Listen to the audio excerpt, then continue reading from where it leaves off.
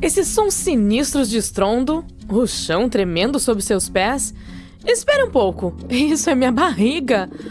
Ou pode ser o Monte Adams, do estado de Washington, acordando. É o maior vulcão do estado, tanto em área quanto em volume, e recentemente começou a dar sinais de vida depois de permanecer em silêncio por milhares de anos. Os cientistas notaram um aumento alarmante na atividade sísmica ao redor da montanha. E como a última erupção ocorreu entre 3.800 e 7.600 anos atrás, naquela época a humanidade ainda estava na Idade da Pedra. Essa conversa repentina deixou os cientistas, digamos, curiosos. O Serviço Geológico dos Estados Unidos, o USGS na sigla em inglês, instalou às pressas estações sísmicas temporárias ao redor do Monte Adams para ficar de olho na situação. Ao mesmo tempo, eles asseguraram ao público que não há necessidade de entrar em pânico. O Monte Adams não atinge a altura do Monte Rainier, mais conhecido. Ainda assim, cobre uma área enorme, o que o torna o maior vulcão ativo de Washington. É interessante notar que os registros mostram que, antes de setembro deste ano, o Monte Adams havia sofrido uma média de apenas um pequeno terremoto a cada 2 ou 3 anos desde 1982. E então, o Cascades Volcano Observatory e a Pacific Northwest Seismic Network detectaram 6 terremotos impressionantes em apenas um mês, setembro. Esses tremores foram todos bem pequenos, com magnitudes variando entre 0,9 e 2,0 na escala Richter. Isso significa que foram tão fracos que nem seriam sentidos na superfície. Além disso, as imagens de satélite confirmaram que não houve deformação do solo na área. No momento, o USGS mantém o nível de alerta do Monte Adams em verde/normal. Portanto, não devemos nos preocupar com a possibilidade de o solo se abrir e engolir vilas e cidades. No entanto, os mais recentes sinais sísmicos incentivaram a agência a instalar equipamentos adicionais para um monitoramento mais preciso. Essa rede ampliada ajudará os cientistas a perceber até mesmo os menores terremotos, o que os auxiliará a entender o que está acontecendo sob o Monte Adams. Esses equipamentos extras também podem esclarecer se essa atividade recente é um sinal de erupções futuras ou apenas uma anomalia aleatória. Se o Monte Adams entrar em erupção, provavelmente produzirá fluxos de lava lentos em vez de eclosões explosivas como os do Santa Helena. Afinal de contas, as anteriores levaram apenas a fluxos que percorreram só alguns quilômetros do vulcão. Portanto, não é com isso que precisamos nos preocupar. Uma coisa muito mais perigosa seriam os lahars, fluxos de lama que podem acontecer quando cinzas vulcânicas, rochas e gelo derretido se misturam durante as erupções. Lahars ocorreram perto do Monte Adams mesmo sem explosões. A rocha, enfraquecida por processos hidrotérmicos no cume do vulcão, soltou-se repentinamente, criando fluxos de lama rápidos e destrutivos.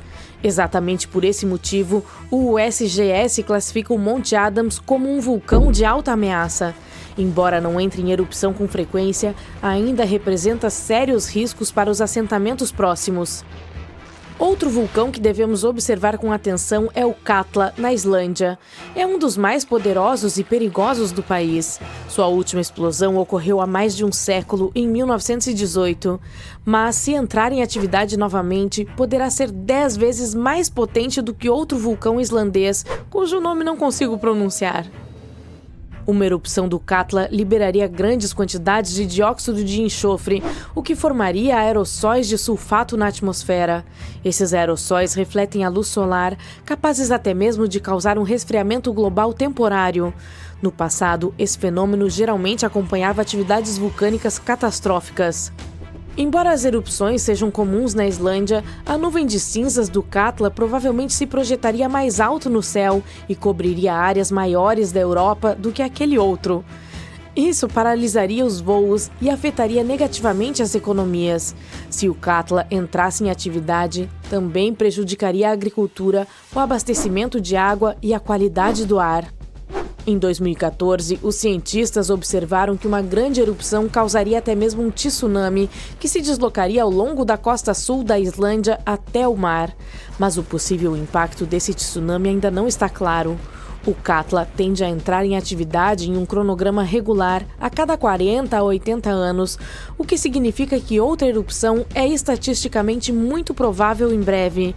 É por isso que o Katla permanece sob estreita observação científica. O Cumbre Vieja, nas Ilhas Canárias, entrou em atividade recentemente em 2021, lembrando as pessoas de seu potencial destrutivo. O fluxo de lava foi devastador, cobriu bairros inteiros e desaguou no oceano, destruindo mais de 3.000 casas. Milhares de pessoas tiveram que ser evacuadas. Mas sabe o mais louco? Embora os danos tenham sido significativos, os cientistas acreditam que poderia ter sido muito pior. Uma eclosão maciça do Cumbre Vieja seria capaz de ter causado o colapso de todo o flanco ocidental do vulcão no Oceano Atlântico, desencadeando um mega tsunami. Esse fenômeno hipotético talvez tivesse criado ondas com centenas ou até milhares de metros de altura, capazes de inundar os litorais ao redor da bacia do Atlântico, incluindo partes dos Estados Unidos e da Europa. Felizmente, estudos recentes afirmam que um colapso dessa escala é improvável.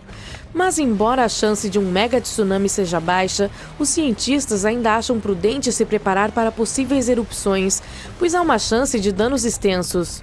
Os fluxos de lava que ocorrem nesse vulcão tendem a ser extensos e perigosos, tanto para a vida humana quanto para a infraestrutura da ilha.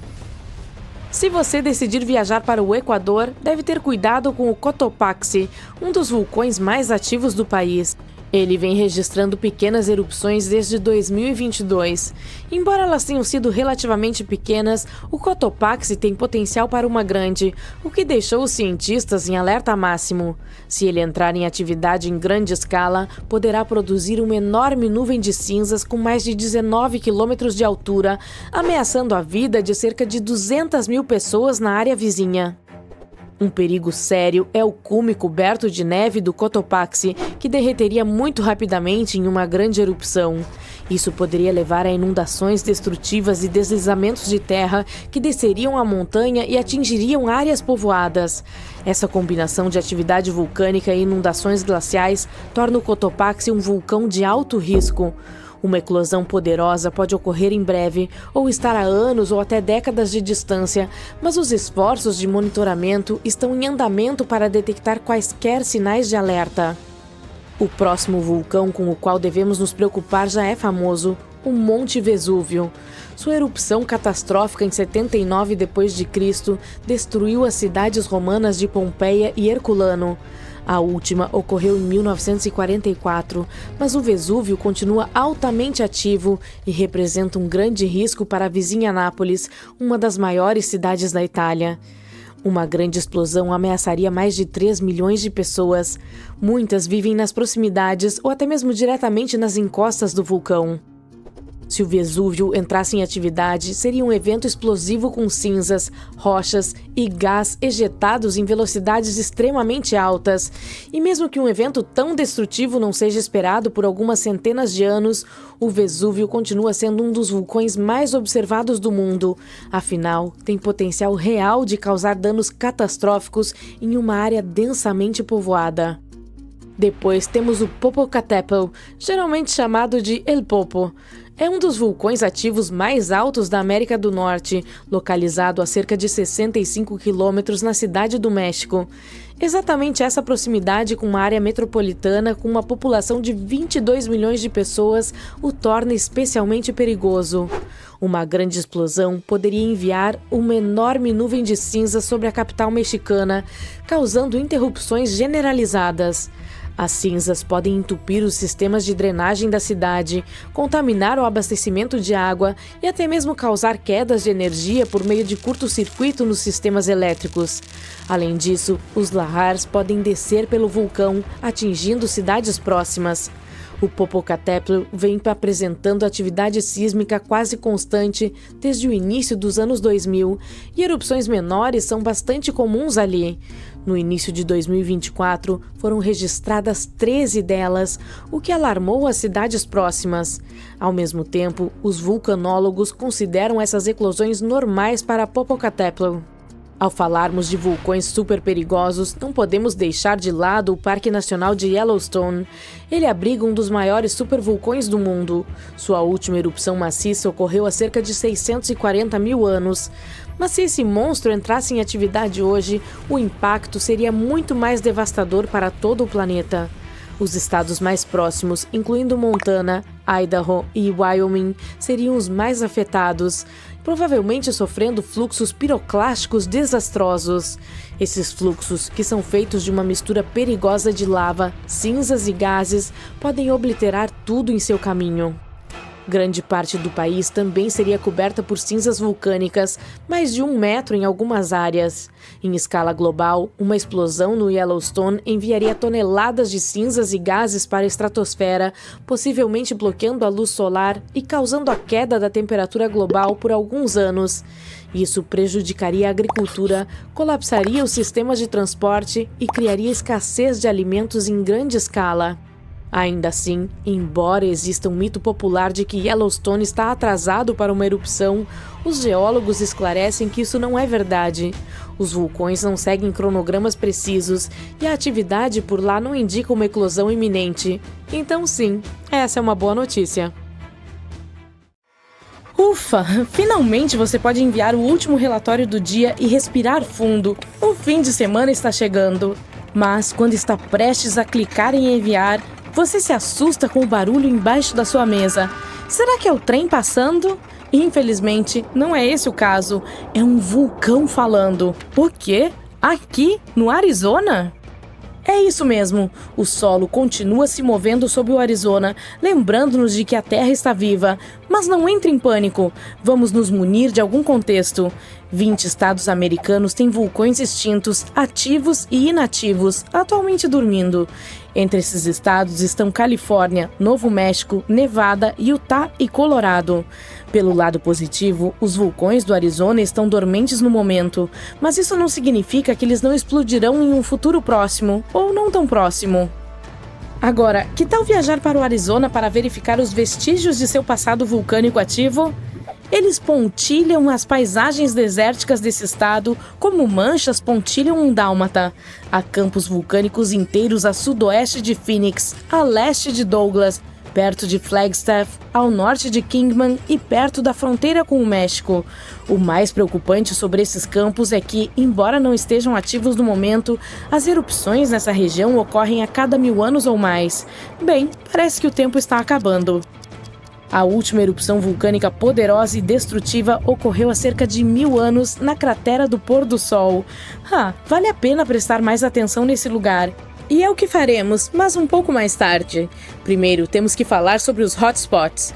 Não é aquele lugar onde você pode navegar na web.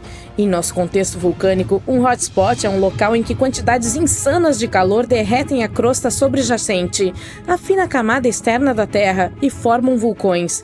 Esse calor sobe do manto, que está localizado entre o núcleo denso e superaquecido do nosso planeta e a crosta. Quer ver um exemplo desse tipo de vulcanismo? Bem-vindo às Ilhas do Havaí. A Ilha Grande tem seus vulcões ativos porque no momento está situada no topo do hotspot havaiano. As ilhas havaianas mais antigas também já estiveram lá, porém mais tarde elas se afastaram em direção ao noroeste. Isso aconteceu porque foi nesse ponto que a crosta oceânica sobre a qual elas se encontravam, ou seja, a placa do Pacífico, se deslocou. Agora, observe as bacias oceânicas do mundo. Sim, elas estão literalmente repletas de ilhas que ficam em cima de pontos quentes, como o Havaí. Islândia, Samoa, Galápagos, esses são provavelmente os exemplos mais famosos. Mas não pense que os continentes não podem abrigar hotspots. Eles podem, mas são muito menos comuns. Um dos pontos quentes continentais mais famosos é... aposto que você conhece. Sim, aquele sob a caldeira de Yellowstone. A propósito, a caldeira é uma vasta cratera vulcânica, especialmente uma formada como resultado de uma erupção maciça que levou ao colapso da boca de um vulcão. O hotspot de Yellowstone é basicamente o criador do Old Faithful e do restante das fontes termais e dos poços de lama pelos quais o Parque Nacional é famoso.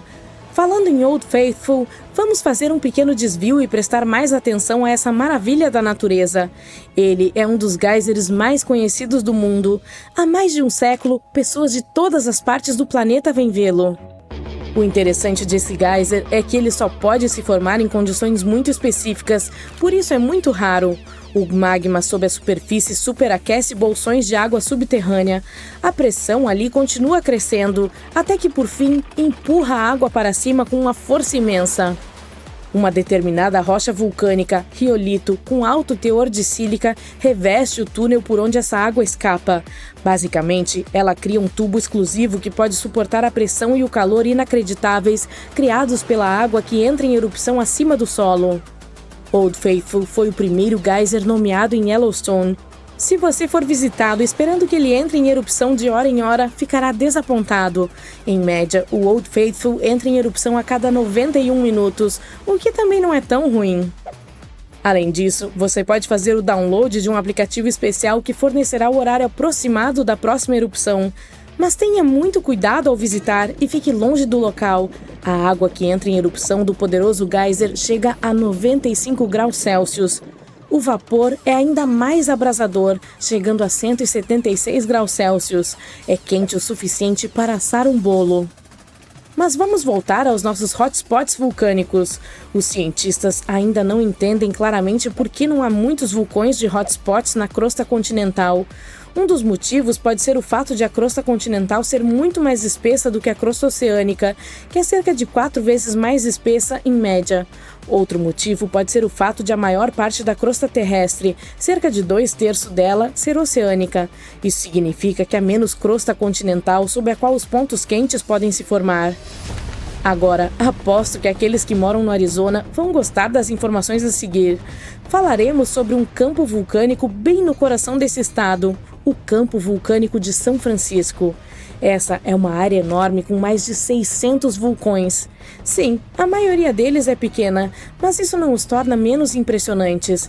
Eles estão espalhados por 4.660 km² no norte do Arizona, um território gigantesco. É interessante notar que os cientistas ainda estão discutindo se esse campo vulcânico está realmente situado no topo de um ponto quente. Mas em uma coisa eles concordam: os vulcões nessa área ficam mais jovens à medida que você se desloca para o leste.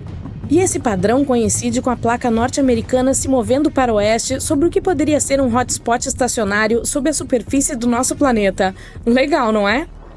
A agitação vulcânica nessa área começou há cerca de 6 milhões de anos. Portanto, em termos geológicos, é relativamente jovem. Quanto à erupção mais recente, ela ocorreu há menos de 1000 anos. A cratera do pôr do sol que mencionei antes, a que fica perto de Flagstaff, é a abertura mais famosa dessa erupção. O povo Sinagua teve de deixar suas casas em Wupatki Pueblo por causa da erupção. Esse local agora faz parte do Monumento Nacional Wupatki. Lá, você pode ver como as pessoas viviam nessa região vulcânica há muitos anos. Se você for explorar essa área, perceberá que a maioria dos vulcões é formada por cones de cinzas de basalto, pequenos e íngremes. O Planalto do Colorado tem condições climáticas bastante secas. É por isso que os vulcões não se desgastaram muito. Alguns dos melhores exemplos desses cones, como este chamado de Cratera SP, ainda parecem ter surgido ontem. Mas olhe ao redor, não são apenas cones de cinzas. O Campo Vulcânico de São Francisco também tem um estratovulcão, bem como alguns domos de lava que se formaram a partir de rochas vulcânicas, riolito e dacito, com mais sílica do que o basalto que pode ser encontrado em lugares como o Havaí. Isso significa que elas são mais espessas e não fluem tão facilmente. De qualquer forma, o estratovulcão será uma das vistas mais épicas que você encontrará ao explorar esse campo vulcânico. Bem, não o estratovulcão em si, mas os picos de São Francisco, os restos dessa formação gigante. Eles têm mais de 3.840 metros de altura, o que equivale a 4 Burj Khalifas e meio colocados um em cima do outro. Isso faz com que os picos sejam um dos maiores marcos do norte do Arizona. Eles não são apenas impressionantes, mas também sagrados para o povo nativo americano que viveu na área por muitas gerações. Agora, ao contrário dos vulcões superativos do Havaí, o campo vulcânico de São Francisco leva seu tempo, milhares de anos entre as erupções. Mas você não deve relaxar ainda. Os geólogos dizem que é provável que ocorra outra erupção um dia. Ela provavelmente ocorrerá na remota parte leste do campo, longe das grandes cidades. Ufa! E se a próxima erupção for parecida com a que formou a cratera do Pôr do Sol, será um espetáculo e tanto. Fontes de lava e rios de lava fluindo. Ao mesmo tempo, a próxima erupção pode não acontecer por séculos, talvez até milênios. Até lá, o campo vulcânico de São Francisco continuará sendo uma joia oculta da história vulcânica, aguardando seu próximo espetáculo de fogo. A maior região vulcânica da Terra não está na África ou no Japão, mas sob o gelo da Antártica. Os cientistas descobriram 138 vulcões em sua parte ocidental, e se eles decidirem se tornar selvagens, você certamente perceberá. Afinal, podem derreter grandes quantidades de gelo que se deslocarão para o oceano, aumentarão seu nível e tornarão nosso planeta inabitável para os seres humanos. Mas antes de arrumar suas coisas para voar para outro planeta, ouça. Apenas 2 dos vulcões da Antártica são oficialmente classificados como ativos atualmente, e seria necessária uma série de erupções década após década para causar um impacto sério em todo o mundo. O Monte Erebus, um dos 2 vulcões da Antártica atualmente em atividade, ostenta orgulhosamente o título de ativo mais ao sul do mundo. Ele está em erupção contínua desde pelo menos 1972. Emite plumas de gás e vapor, e às vezes até lança rochas, algo que os cientistas chamam de erupções estrombolianas. Uma de suas características mais interessantes é um lago de lava em uma de suas crateras no cume, com um material derretido na superfície. Esse tipo de lago é bastante raro, porque precisa de certas condições para garantir que a superfície nunca congele. O segundo vulcão ativo é a Ilha Decepção, uma massa de terra em forma de ferradura. Na verdade, é a caldeira de um deles que entrou em erupção pela última vez há mais de 50 anos. Os cientistas que o monitoram dizem que ele não deve entrar em atividade tão cedo. A Antártica também tem muitas fumarolas. Essas são aberturas vulcânicas que liberam gases e vapores no ar. Nas condições certas, podem expelir material suficiente para construir torres de gelo fumarólico de até 3 metros de altura. Os pesquisadores ficam de olho nos vulcões da Antártica com sismômetros que detectam quando a Terra começa a tremer devido à atividade vulcânica. Às vezes, também usam tecnologia mais complicada, mas tudo isso é realmente desafiador devido à distância dessa região polar e à dificuldade de chegar lá. É por isso que ninguém pode prever quando um dos vulcões do continente que está dormindo poderá entrar em erupção. Podemos adivinhar como seria esse despertar se analisarmos os eventos de quase 20 mil anos atrás. Então, vamos lá? Um dos vulcões adormecidos da Antártica, o Monte Takae, teve uma série de erupções e expeliu uma boa quantidade de halogênios ricos em ozônio naquela época. Alguns cientistas dizem que esses eventos aqueceram o hemisfério sul. As geleiras começaram a derreter e ajudaram a terminar a última era glacial. Para que esses eventos se repitam, precisaríamos de uma série de erupções com substâncias ricas em halogênios de um ou mais vulcões que agora estão acima do gelo. É um cenário improvável, mas como já aconteceu no passado, não é totalmente impossível. Quanto aos que se escondem sob uma espessa camada de gelo, parece que seus gases dificilmente chegariam à atmosfera, mas seriam fortes o suficiente para derreter enormes cavernas na base do gelo e produzir uma grande quantidade de água derretida. O manto de gelo da Antártica Ocidental é úmido e não está congelado em seu leito, portanto essa água derretida funcionaria como um lubrificante e colocaria o gelo sobreposto em movimento em breve. O volume de água que até mesmo um grande vulcão geraria dessa forma não é nada comparado à quantidade de gelo acima dele, portanto uma única erupção não faria diferença. Mas vários vulcões em atividade perto ou embaixo de qualquer um dos grandes fluxos de gelo da Antártica Ocidental fariam. Essas correntes são rios de gelo que levam a maior parte da água congelada da Antártica para o oceano. Se elas mudarem sua velocidade e trouxerem quantidades incomuns de água para o oceano, seu nível aumentará. À medida que o gelo se torna cada vez mais fino, haverá mais e mais novas erupções. Os cientistas chamam isso de efeito de fuga. Algo parecido ocorreu na Islândia. O número delas aumentou quando as geleiras começaram a recuar no final da última era glacial. Portanto, parece que para que haja mudanças maciças, vários vulcões poderosos acima do gelo com gases cheios de halogênios precisam entrar em atividade com poucas décadas de diferença e permanecer fortes por muitas dezenas ou centenas de anos. A Antártica armazena cerca de 80% de toda a água doce do mundo, e se toda ela fosse derretida, o nível global do mar aumentaria em quase 60 metros. E então teríamos que procurar um novo planeta para viver. Mas esse é um cenário improvável. É mais provável que as erupções sob o gelo lubrifiquem as correntes e levem a água para o oceano, mas isso não seria o fim do mundo. No entanto, um supervulcão muito forte, bastante furioso, poderia fazer isso, o que já aconteceu no passado. Há mais de 200 milhões de anos, o mundo passou por uma grande transformação. Não com uma, nem com duas, mas 4 erupções vulcânicas maciças em grandes pulsos. O supervulcão chamado Kemp estava entrando em atividade repetidamente há 600 mil anos. Tudo aconteceu em Wrangellia, um grande pedaço de terra que costumava ser um vulcão supermassivo que se estendia pelo que hoje é a Colômbia Britânica e o Alasca. E não foram a lava ou as cinzas vulcânicas que arruinaram o meio ambiente. A erupção fez os níveis de carbono dispararem. O planeta nunca mais seria o mesmo. Essa atividade vulcânica pode ter ajudado os dinossauros a se transformarem de criaturas do tamanho de gatos em gigantes que vimos em Jurassic Park. E deu início a uma estação chuvosa de 2 milhões de anos, o que fez com que o mundo inteiro ficasse quente e úmido, e os dinossauros adoraram. Os pesquisadores mergulharam fundo nas camadas de sedimentos sob um antigo lago na Ásia para descobrir esses segredos. Eles encontraram traços de cinzas vulcânicas e mercúrio, sinais claros dessas erupções épicas. Havia assinaturas de carbono mostrando enormes picos nos níveis de dióxido de carbono. Isso fez com que a atmosfera ficasse tostada e a chuva caísse. A má notícia é que outra erupção como essa pode acontecer. O supervulcão sob o Parque Nacional de Yellowstone está dormente há quase 70 mil anos. Mas se acordar, será muito mais catastrófico do que a atividade vulcânica do Monte St. Helens, em 1980. Ela é considerada a mais desastrosa da história dos Estados Unidos. Isso ocorreu após 2 meses de terremotos e injeção de magma abaixo do vulcão, que enfraqueceu e destruiu toda a face norte da montanha. A coluna de erupção atingiu mais de 24.300 metros na atmosfera e espalhou cinzas por 11 estados dos Estados Unidos e várias províncias canadenses. A última erupção do Yellowstone foi 1000 vezes maior que essa. O solo acima da região fica em um ponto quente feito de rocha derretida e semi-molhada chamada magma. Esse material flui para uma câmara abaixo do parque, entre 6 e 9 quilômetros de profundidade, fazendo com que o solo inche como um balão.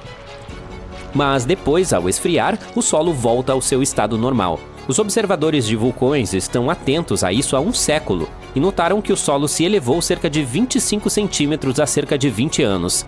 Mas desde 2010 está voltando a descer. Especialistas dizem que não há grandes erupções no horizonte, portanto o dia do juízo final não está chegando tão cedo.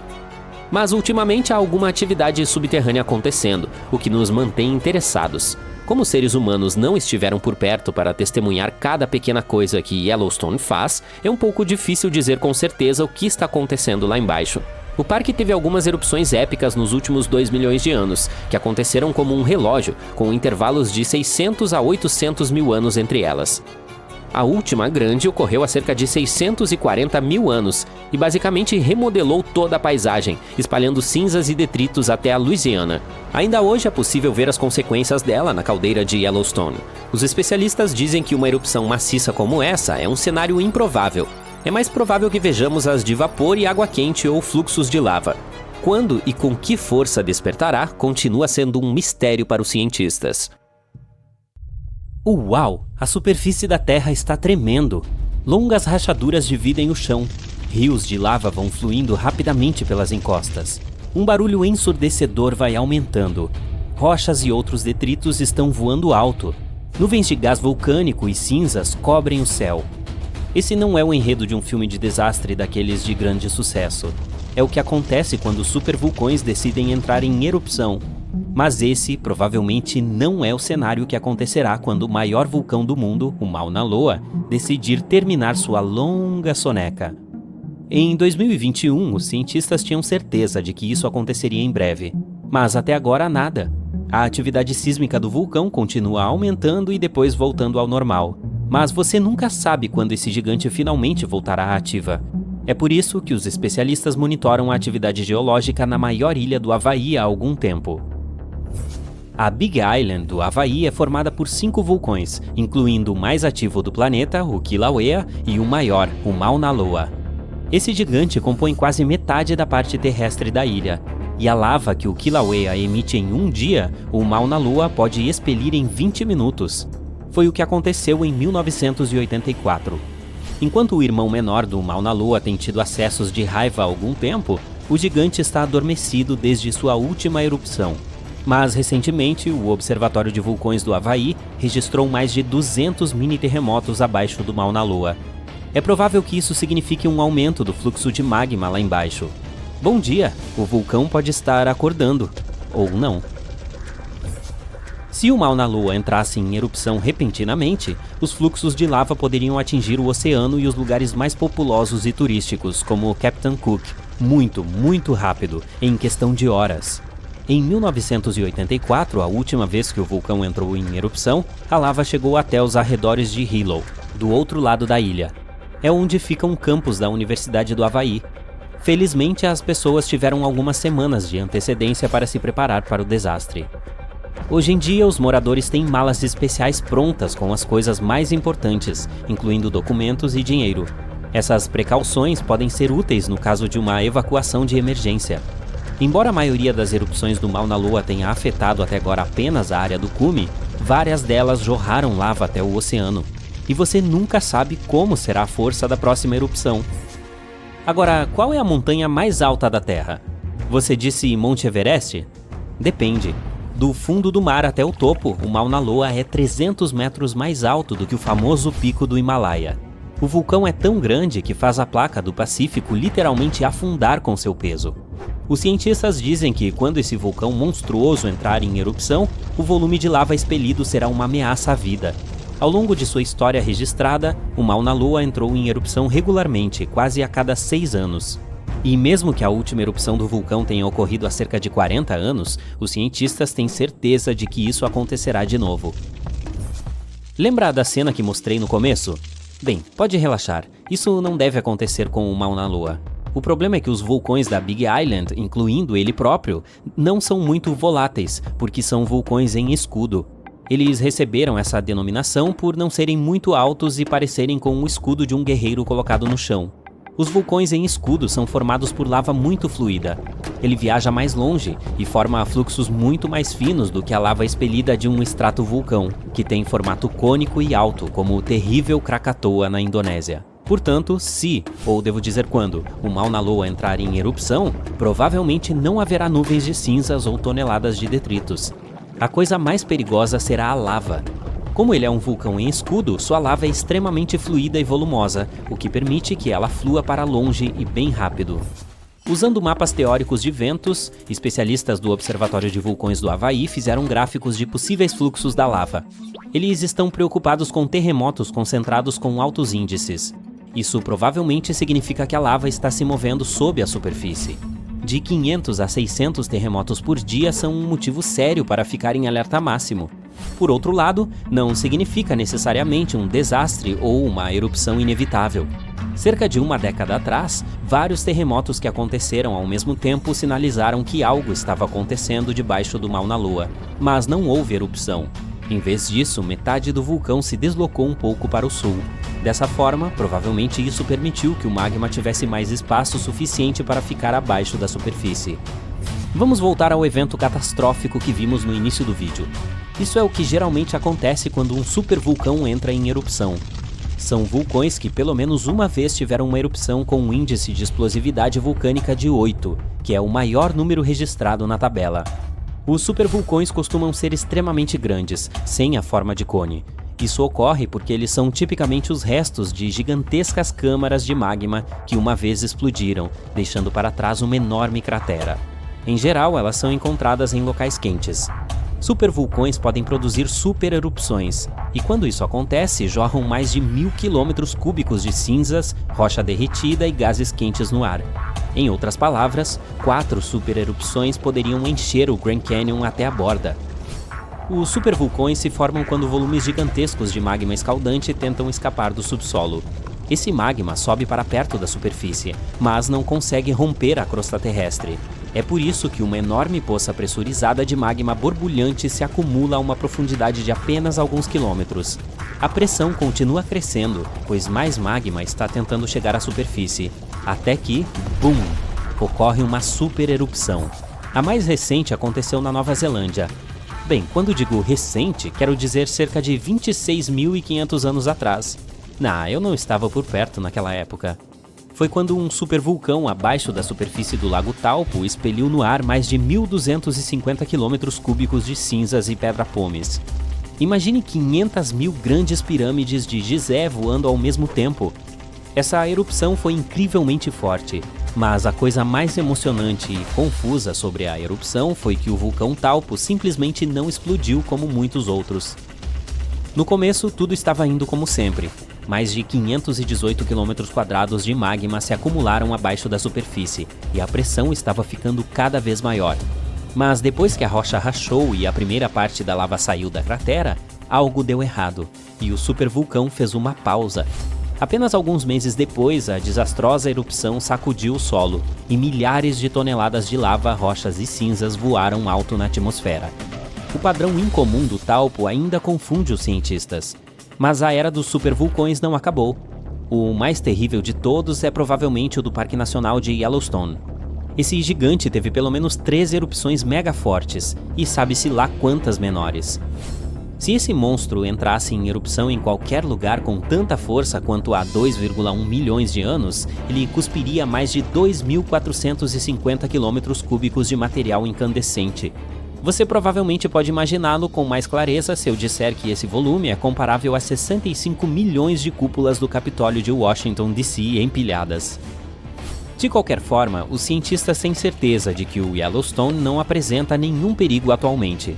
Para que uma erupção aconteça, o magma dentro deve estar pelo menos 50% derretido. Na caldeira de Yellowstone, esse número é de apenas 5 a 15%. Mas é claro que ele não é o único supervulcão do nosso planeta. Há também o Taupo da Nova Zelândia, que você já conhece, a caldeira vulcânica Aira do Japão, o Long Valley da Califórnia, o Toba da Indonésia.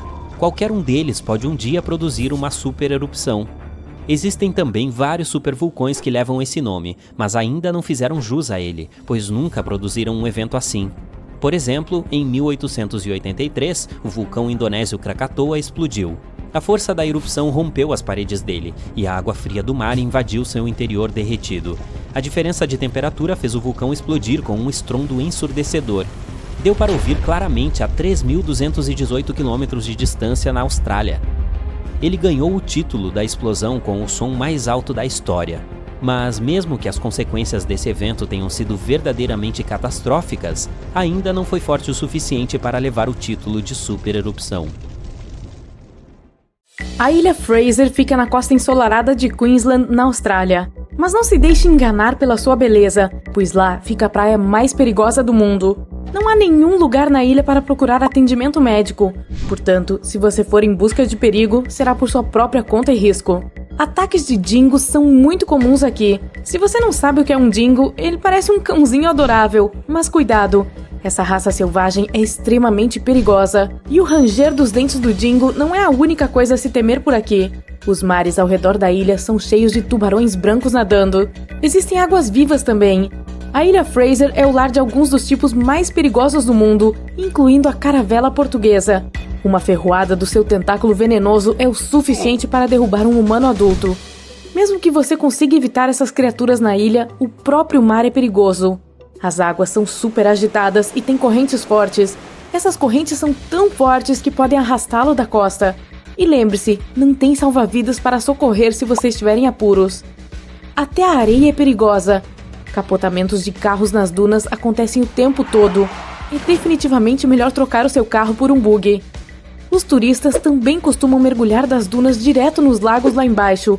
E os lagos são bem rasos, o que não é muito seguro.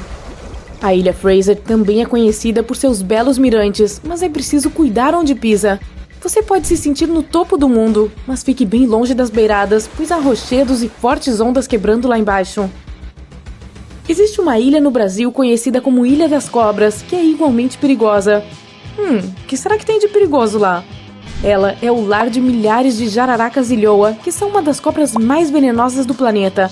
Elas crescem até 50 centímetros de comprimento e seu veneno de ação rápida desintegra a carne ao redor de onde ela picou. Existem cerca de 4.000 cobras na minúscula ilha de 42 hectares. A Ilha das Cobras ficou tão perigosa que as autoridades brasileiras tiveram que proibir a entrada nela. Por anos, os únicos habitantes humanos que enfrentaram a ilha foram um faroleiro e sua família. Mas a lenda do local diz que certa noite, um grupo de cobras rastejou por uma janela para atacar e a família nunca mais foi vista.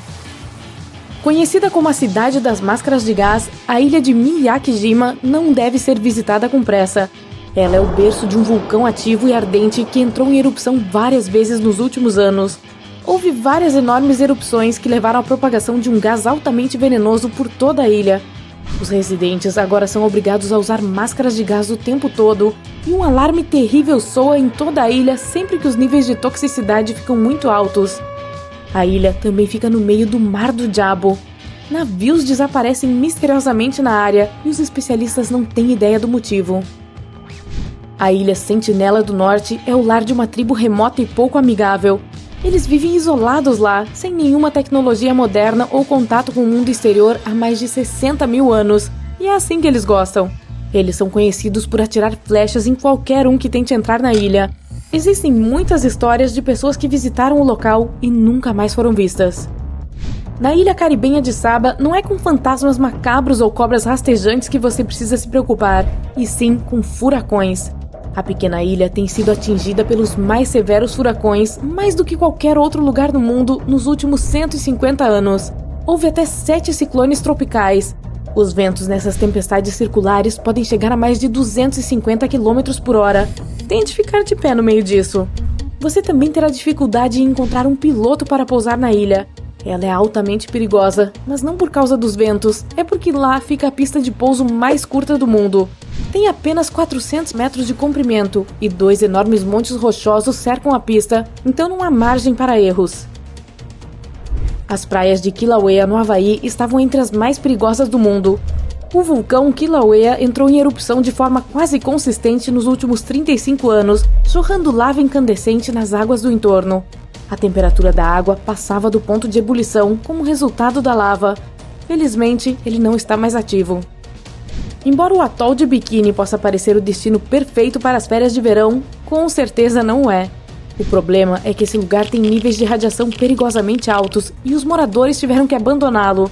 Embora a ilha tenha sido declarada segura nos anos 90, seus habitantes originais se recusaram a retornar.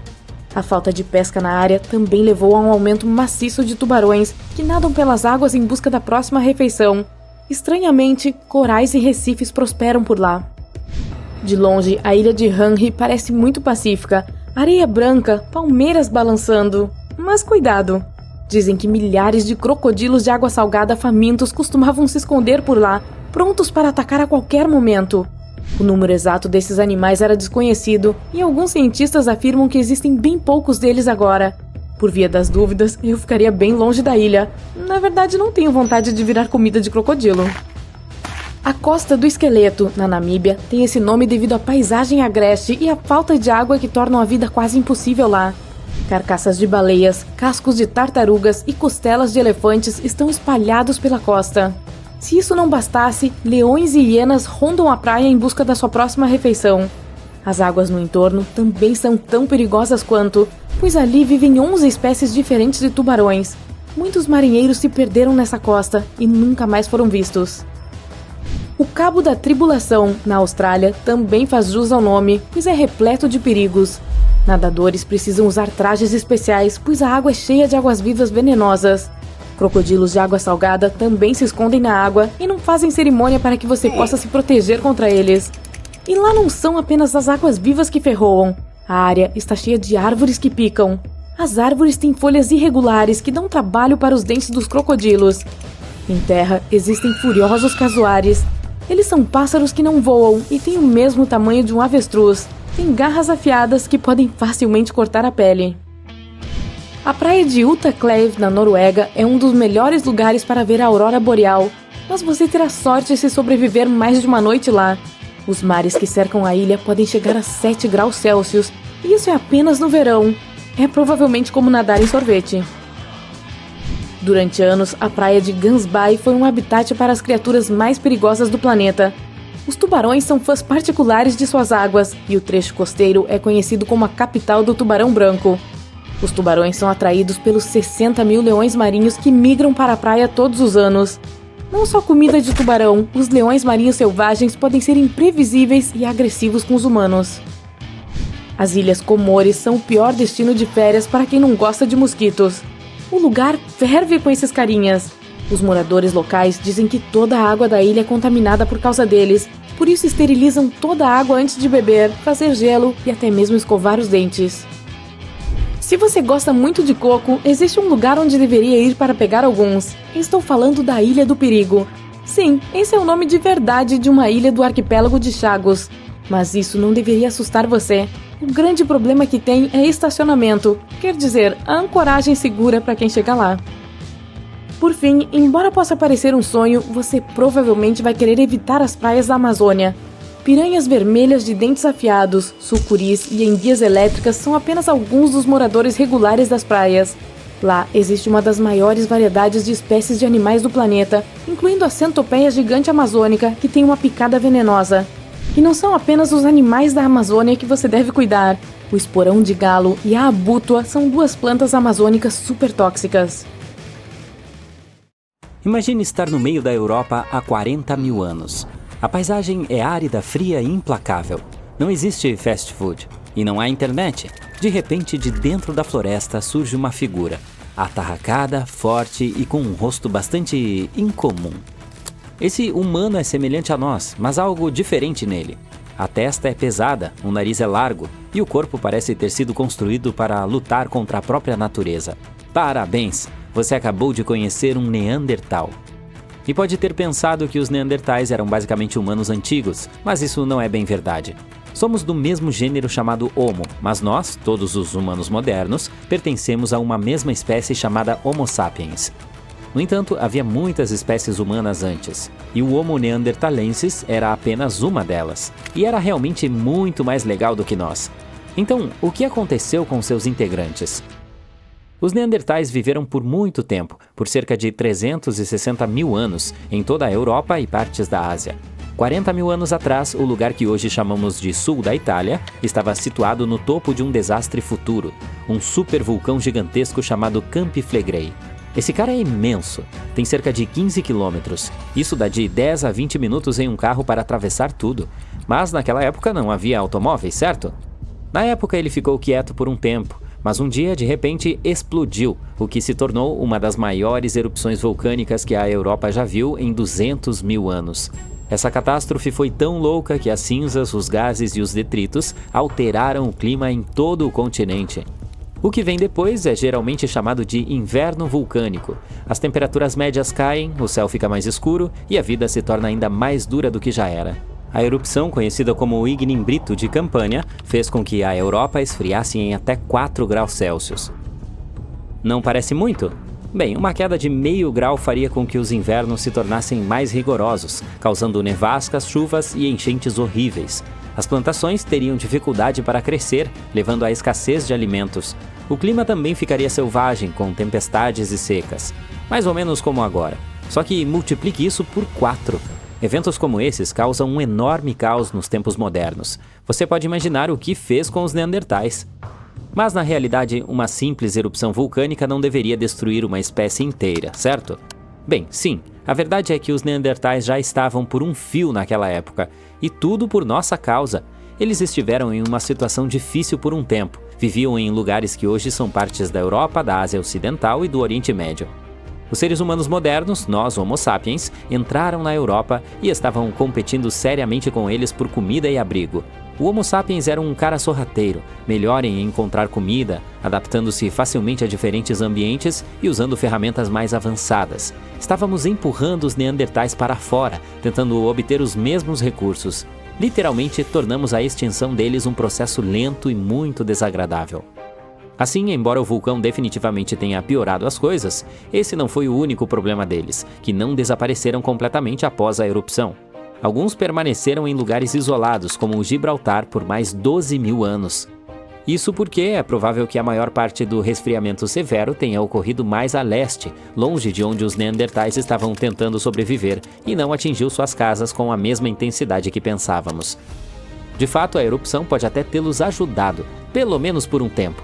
Alguns cientistas dizem que a precipitação vulcânica pode ter retardado a expansão dos humanos modernos e dado aos concorrentes um pouco mais de tempo para sobreviver. Então, a erupção de Campi Flegrei foi um evento desagradável, mas apenas atrasou o inevitável. Campi Flegrei é um cara selvagem, também conhecido como Campos de Fogo. O próprio ar de lá é repleto de lendas. Os gregos e romanos acreditavam que esse vulcão era a porta de entrada para o submundo. Até mesmo o antigo poeta romano Virgílio, Virgílio, mencionou em sua famosa história Eneida que o herói Enéas deve descer ao submundo, e esse lugar é exatamente onde ele começa. Antigamente essa paisagem era repleta de vilas romanas, spas e lagos de peixes. A elite se divertia muito ali. O que seus integrantes não sabiam, porém, é que estavam em um terreno traiçoeiro que poderia enlouquecer a qualquer momento. O Campi Flegrei não é um vulcão típico. Você imaginaria um único pico imponente, mas a paisagem parece enganosamente calma, com pequenas características aparecendo aqui e ali. Mas, se o sobrevoasse, a visão seria insana. Uma gigantesca bacia circular salpicada de cones vulcânicos e crateras, como cicatrizes do passado violento da Terra.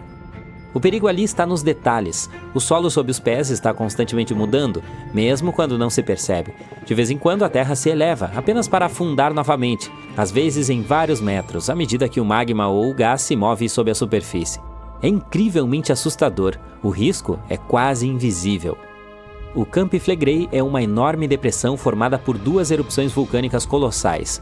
Uma delas foi a que cozinhou os neandertais, e outra aconteceu há 15 mil anos. A mais famosa, no entanto, ocorreu no século XVI e foi horrível. O ano era 1538. Durante anos, o povo de Pozzuoli notou algo inquietante. A terra que antes ficava abaixo das ondas estava subindo lentamente. O que anteriormente era mar havia se tornado um novo solo. Os estrondos vindos das profundezas da Terra eram aterrorizantes, mas haviam se tornado uma parte normal da vida. Os terremotos começaram no início da década de 1530, pequenos no início, mas em apenas 8 anos se tornaram a norma. Até que um dia, em 28 de setembro, tremores horríveis sacudiram o solo. Na noite seguinte, quando o sol se pôs abaixo do horizonte, uma enorme rachadura se abriu na terra perto da antiga cidade romana de Tripergole.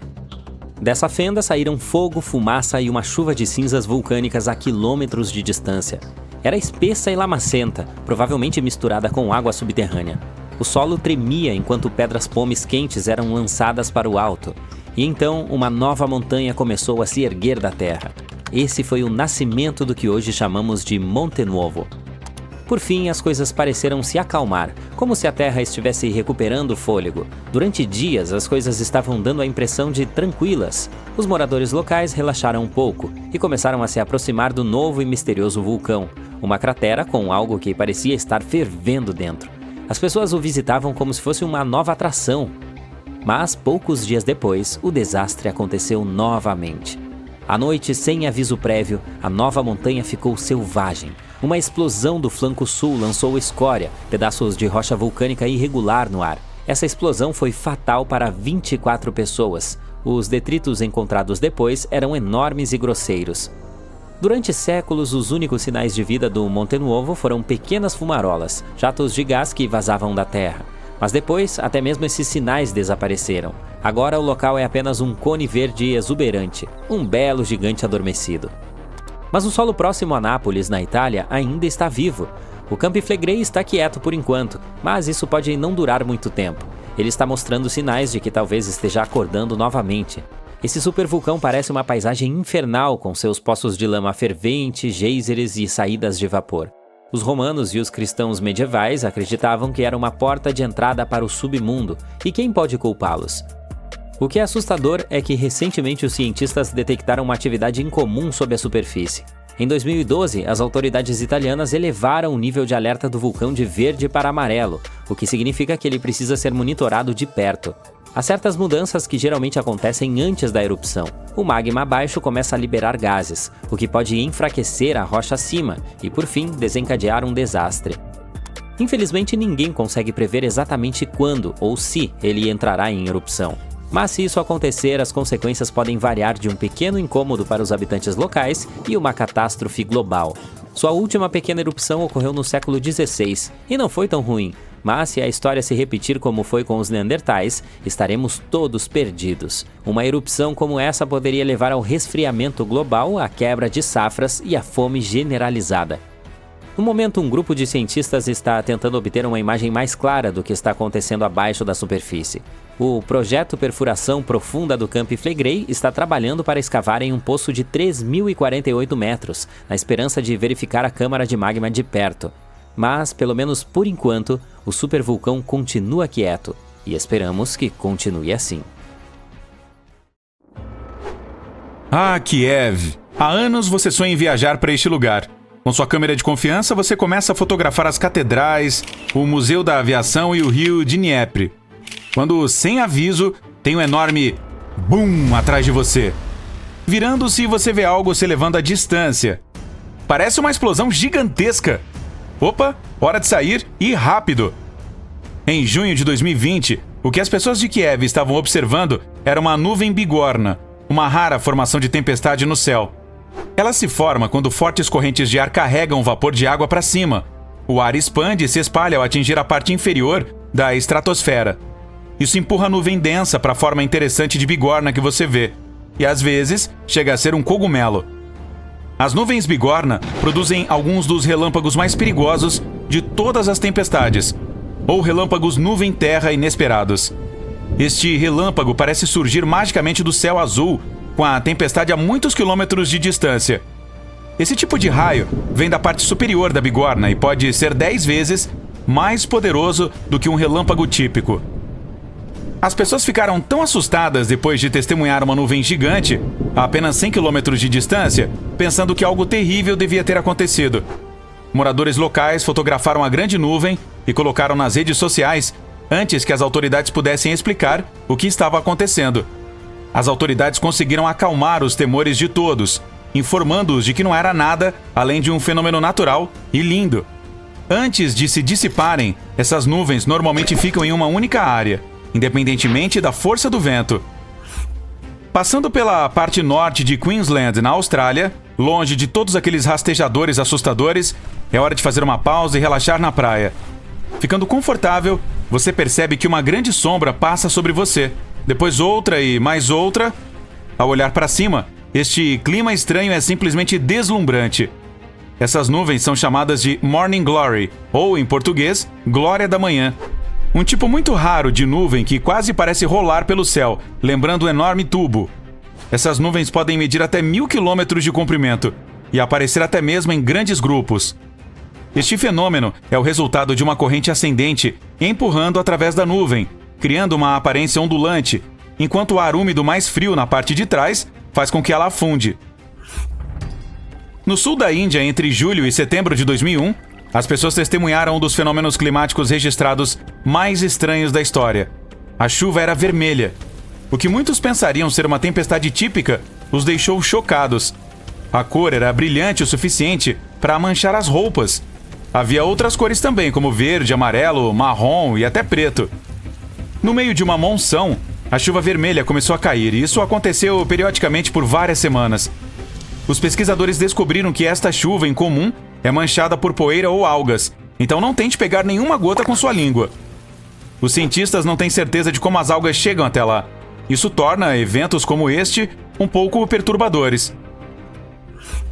Gosta de tomar um banho de espuma para relaxar após um dia cansativo, mas está demorando muito para encher a banheira? Problema resolvido? Siga para qualquer litoral após uma grande tempestade e dê um mergulho. As marés espumosas não são originais de nenhum lugar. Elas podem se formar em qualquer lugar do mundo. É mais provável que aconteçam ao longo das costas rochosas, como a costa de São Francisco, da Irlanda do Norte, ou de Mululaba, na Austrália. Cada costa tem condições diferentes formando as espumas do mar. Se você colocar água do mar em um copo e olhar de perto, verá que está cheio de partículas minúsculas. Muitas coisas como plantas, produtos químicos e muito sal e minerais criam a fórmula perfeita para a espuma. Quando fortes correntes de vento misturam tudo isso, obtemos algo que se assemelha a um cappuccino flutuando em cima da água. Quando temperaturas congelantes atingem orchards em Michigan, todos os tipos de coisas incomuns acontecem, como maçãs fantasmas. Não, elas não vão te assustar de forma alguma. Mas se você planeja uma viagem de inverno para encontrar uma, esteja avisado. Tudo tem que estar perfeito para que isso ocorra, e vai ser um frio de rachar. Na verdade, esse é um fenômeno climático raro, causado pelo congelamento das maçãs onde estão, com a chuva cobrindo as frutas com uma fina camada de gelo. As maçãs então descongelam e vazam como purê de maçã, deixando apenas a bela casca de gelo para trás. O rio Catatumbo, na Venezuela, pode ser simplesmente o lugar mais elétrico do mundo, com quase 300 dias de tempestades por ano. As tempestades com raios são tão consistentes que são previstas com 3 meses de antecedência. Durante a estação chuvosa em outubro, você poderá ver 30 relâmpagos em um único minuto. Uma experiência verdadeiramente chocante.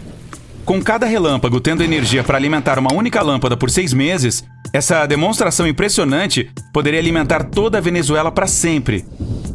Ao pôr do sol, fortes ventos fluem em torno das 3 montanhas circundantes, formando nuvens de tempestade sobre a água. Conforme as gotículas de água do ar úmido colidem com os cristais de gelo do ar frio, produzem cargas estáticas que causam as tempestades quase todas as noites. Se isso não fosse ruim o suficiente, algumas tempestades têm raios acima delas também. Tente fotografar este aqui. Os sprites, em forma de medusa, são descargas elétricas altas na atmosfera terrestre. Eles estão associados a fortes tempestades, mas não têm nada a ver com a chuva. Esses sprites ocorrem de 50 a 80 km céu acima, na mesosfera. Luzes artificiais à noite tornam muito mais difícil ver esse tipo de raio fraco. Ele pode parecer minúsculo, mas na verdade ter bem mais de 50 km de largura. Os sprites vermelhos são um tipo de descarga de plasma frio acima de uma nuvem de tempestade. Eles são o equilíbrio das cargas de raios entre as nuvens de tempestade e o solo abaixo. Você pode comprar rosquinhas deliciosas na sua padaria favorita, mas rolos de neve... Bem, rolos de neve são um dos eventos meteorológicos mais raros de se ver, com condições meteorológicas perfeitas necessárias apenas para criá-los.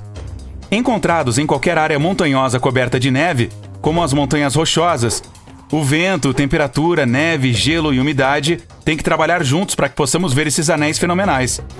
Uma fina camada de neve molhada no chão. Sob essa camada, gelo ou neve em pó.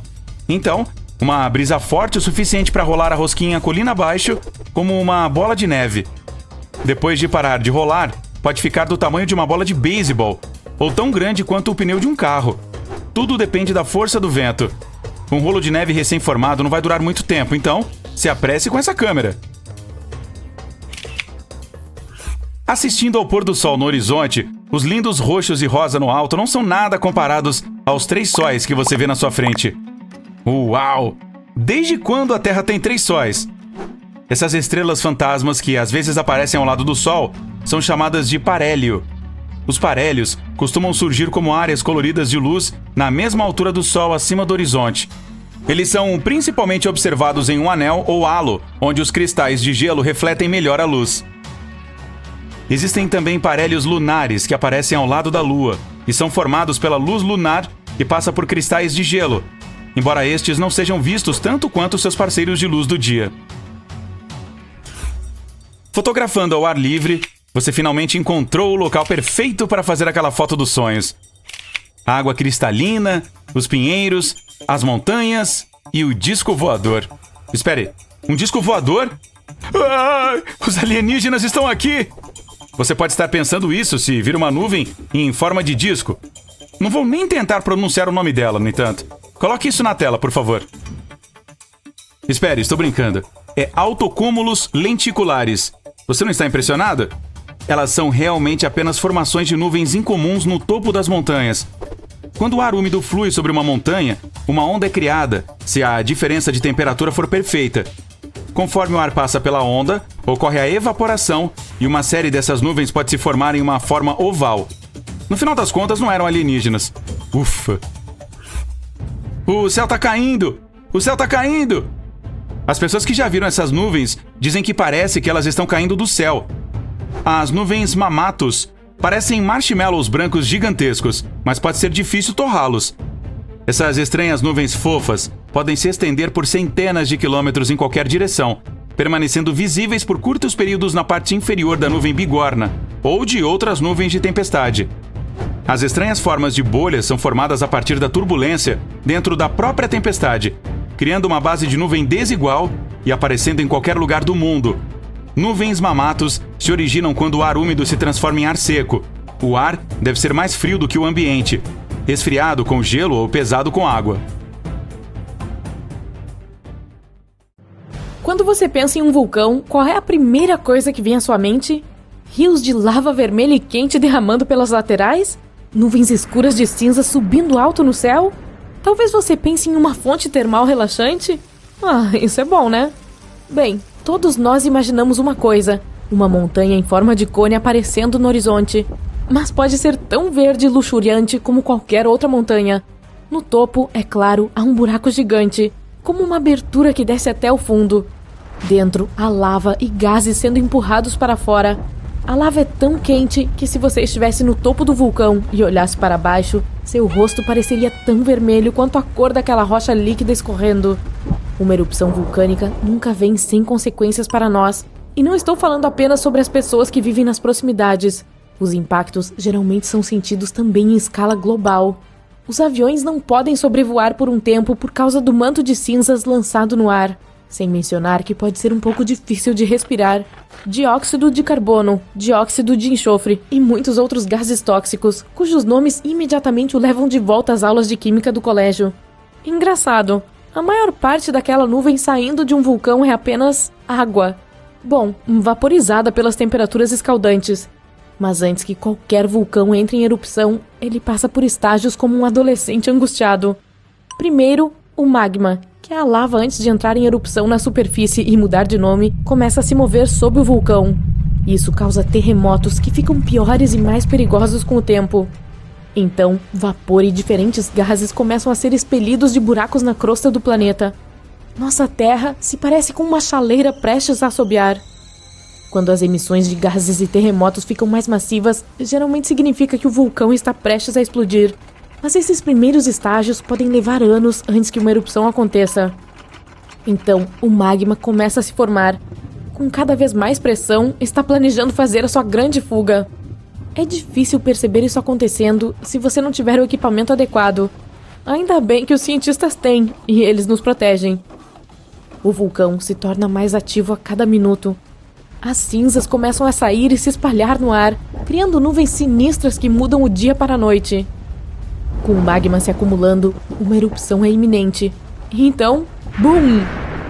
A superfície cede com a pressão abaixo. O magma sai. Agora é lava jorrando do topo e escorrendo pelas encostas da montanha. Nada disso parece muito agradável. Então, e se isso nunca acontecesse? E se não existisse nenhum vulcão? A Terra ainda seria a mesma? De jeito nenhum. Se os vulcões nunca tivessem existido, não haveria atmosfera. Quando nosso planeta ainda era apenas um filhote, gases vulcânicos foram os responsáveis por criar a nossa bolha protetora, que permite que você e eu respiremos agora. Eles também desempenharam um grande papel na formação da Terra e dos oceanos. 4 bilhões de anos atrás, a Terra ainda estava se formando. Não se parecia em nada com o ponto azul claro que conhecemos hoje. Estava muito quente e a água ficou presa sob a crosta. Só depois que a superfície começou a esfriar e solidificar é que a água finalmente conseguiu escapar. Os vulcões agiram como uma espécie de rasgo no tecido do nosso planeta. O vapor de água se condensaria na atmosfera e então cairia novamente como chuva. Choveu tanto que o terceiro planeta do Sol começou a se transformar na bola azul com a qual estamos mais familiarizados. Na verdade, existe até uma teoria de que toda a água da Terra veio dos vulcões. E sem água, é claro, a vida não teria sido capaz de se formar. A formação de Terra passou por um processo semelhante.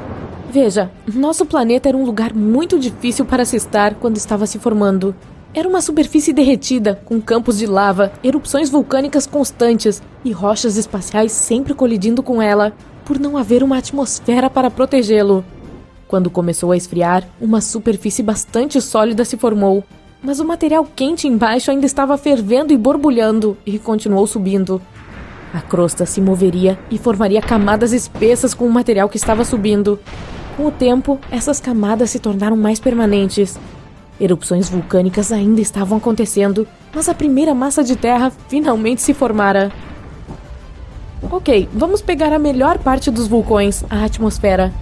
E se eles parassem de explodir muito depois de termos nosso escudo protetor respirável?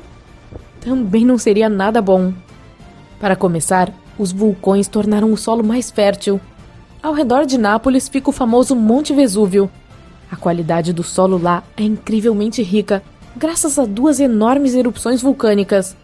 Uma que aconteceu há 35 mil anos e outra 12 mil anos atrás. Claro, esses vulcões causaram muitos danos a curto prazo, mas a longo prazo, esses solos foram fertilizados por eles. Agora, a região cultiva todos os tipos de frutas cítricas, azeitonas, uvas, cerejas e, claro, seu principal, tomates. Não haveria nada disso sem um rico solo vulcânico. E Nápoles não é o único exemplo como esse. As bactérias, os primeiros organismos vivos, viveram em água quente. Os cientistas descobriram micro-organismos fossilizados com mais de 4 bilhões de anos. Os micro-organismos prosperaram em fontes hidrotermais. Essas são fissuras no fundo do mar e geralmente estão perto de locais vulcanicamente ativos. Isso significa que sem vulcões não teríamos terra, água ou mesmo as principais formas de vida, que, como diz a teoria, acabariam por evoluir para todas as criaturas que temos hoje.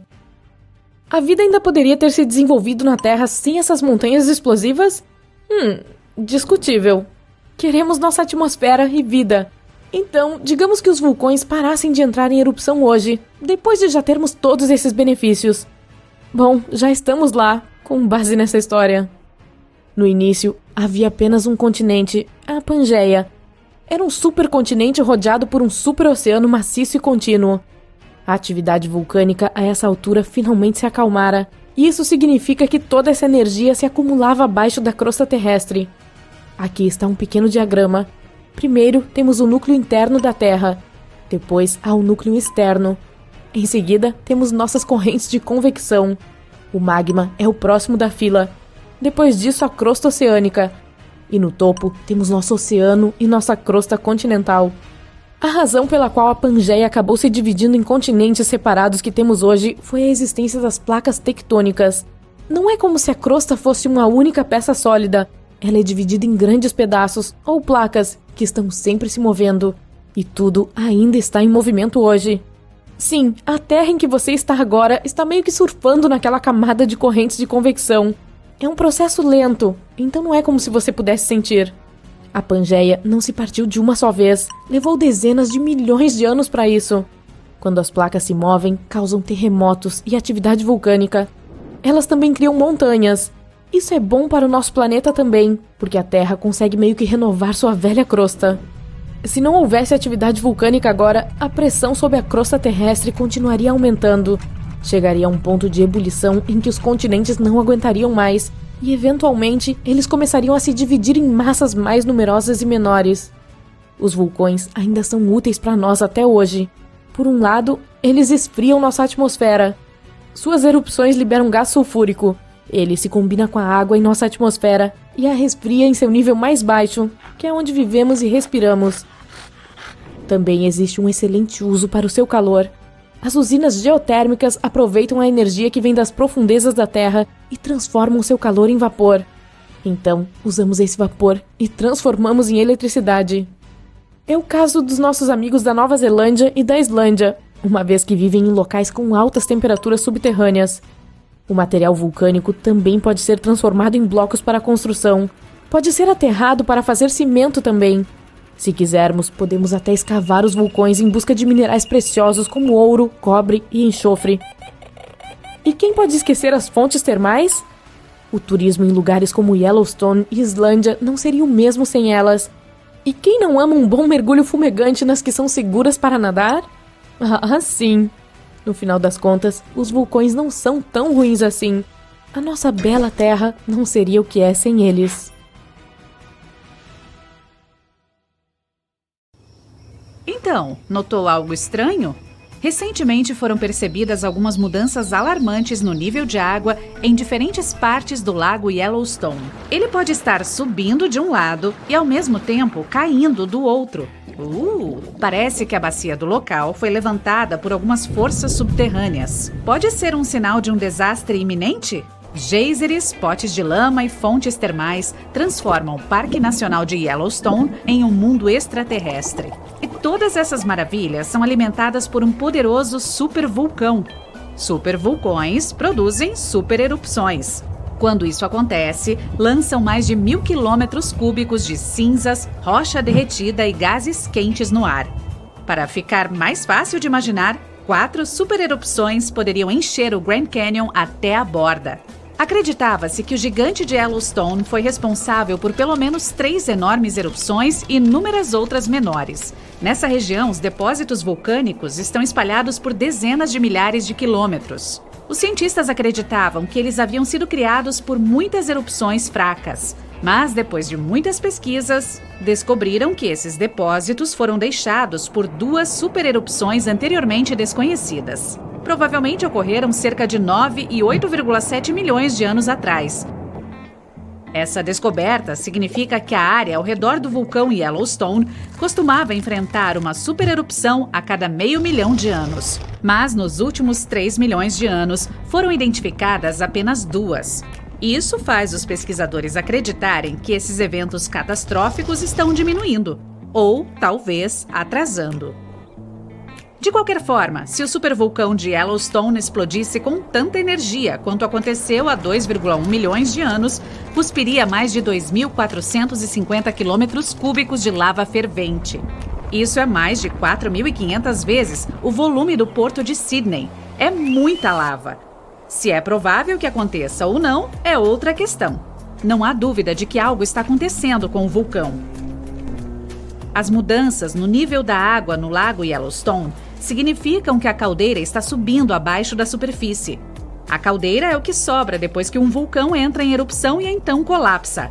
A de Yellowstone não está apenas subindo, criando uma elevação em forma de cúpula.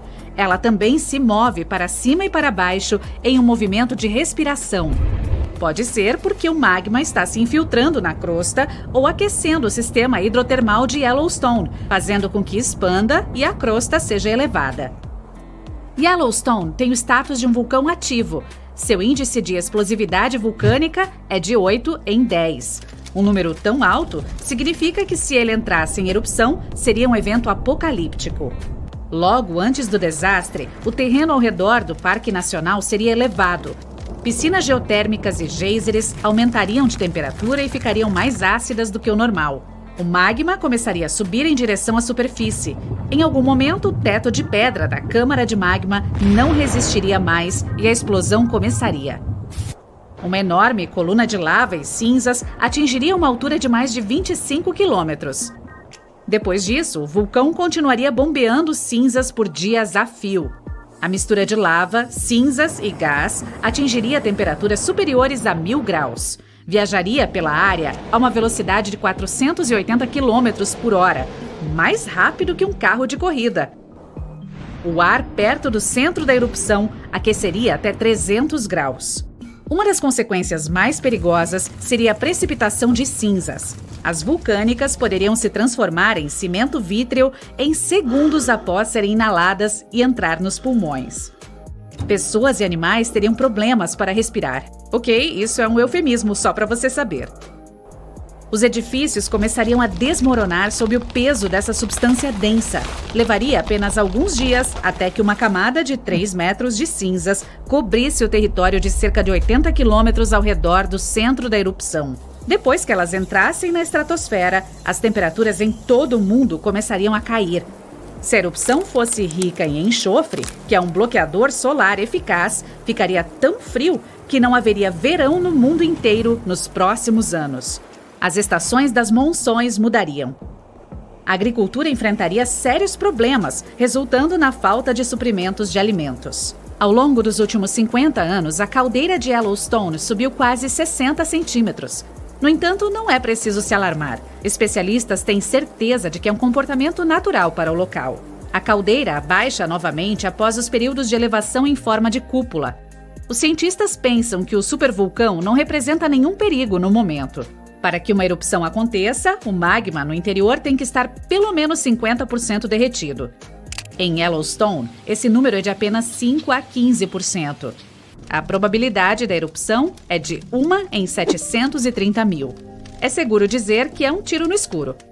Melhor ainda, um estudo recente fez os pesquisadores acreditarem que o ponto quente pode estar em declínio agora, apesar de toda a atividade de respiração e elevação da cúpula. Ainda assim, foram muitas as discussões sobre o que poderia ser feito para evitar que uma supererupção desastrosa acontecesse.